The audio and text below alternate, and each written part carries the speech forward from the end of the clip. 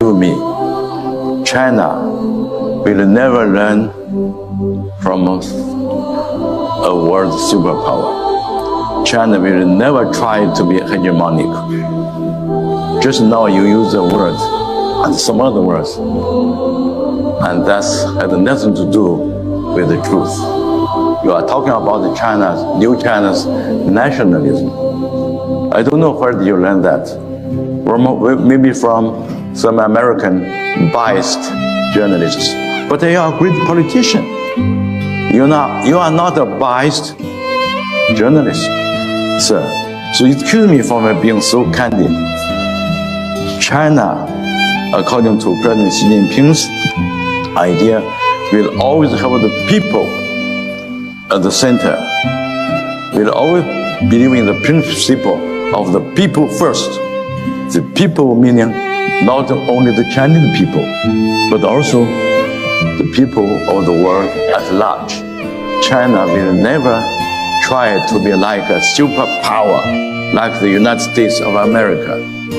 And I hope our American friends will also know the basic or very simple principle. That is, history is the best teacher. According to what I learned from American professors, Northern American continent used to be a colony of the UK, of the British Empire. And the American people suffered a lot.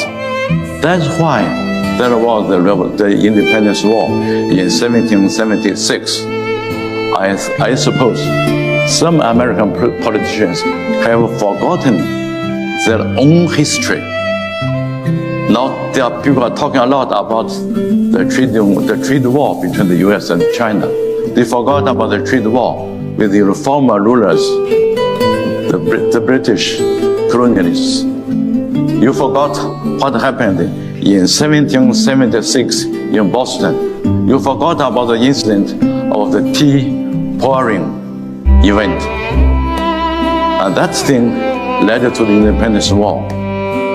And after 8 years of fighting, America came into being in 1783. So America has such a history.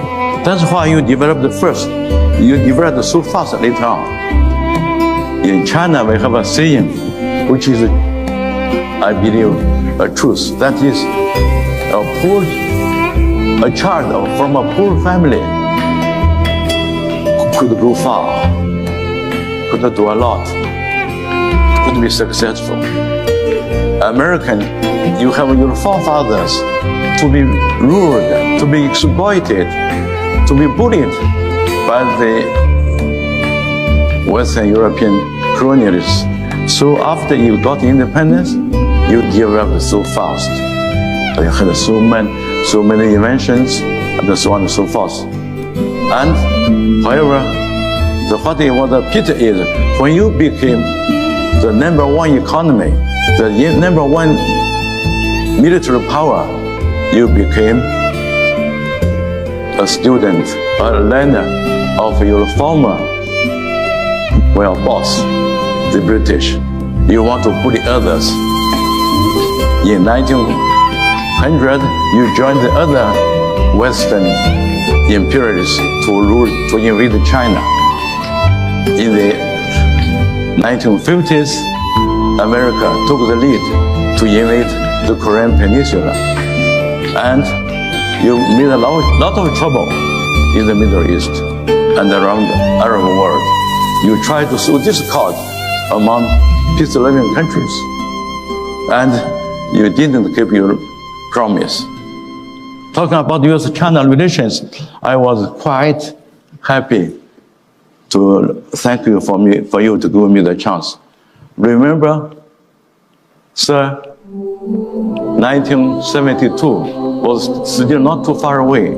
On the last day, February the 28th, 1972, the first joint communique between our two countries was announced in Shanghai. According to that communique, we simply call it the Shanghai Joint Communique between China and America. The essential sentence in that document is that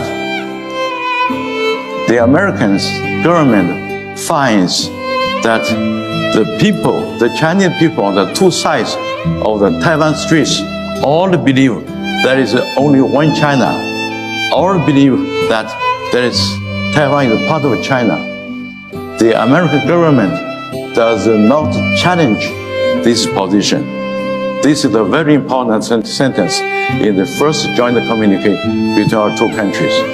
But I'm afraid, sir, have you ever read that? Have you ever read it? I suspect he has. Many politicians of America read it, but they forgot it. And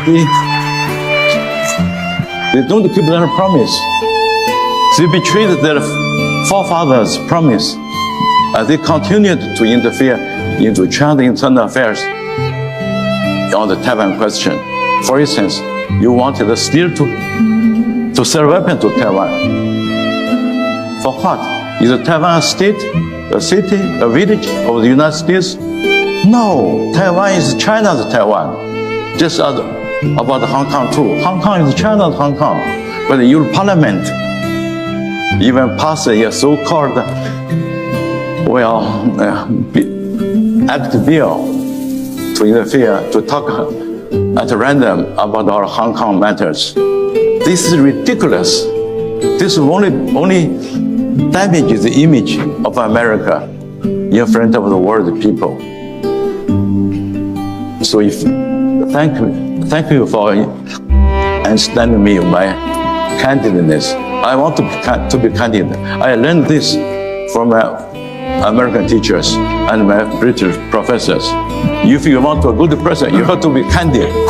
So for the future, I only hope we remember one of the rulers of EAU told us, we have to start our future from today, not from tomorrow. I hope all the American politicians will realize the serious and the stupid mistake they already have committed, so that to do something good for the US people as well for people of other countries, including Arab countries. Indeed. Thank you. As we've said, it was a candid exchange.